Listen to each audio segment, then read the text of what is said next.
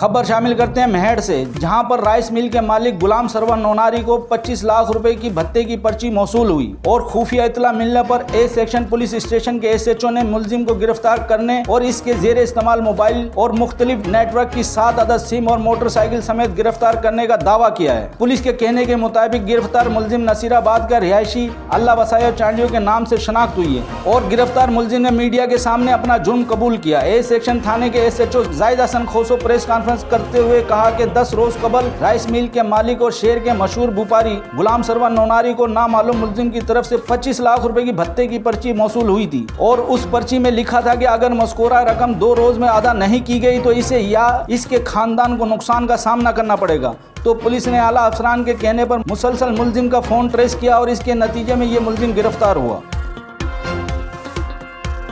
मजीद खबरों और अपडेट के लिए विजिट करें हमारा YouTube चैनल HRJDO न्यूज़।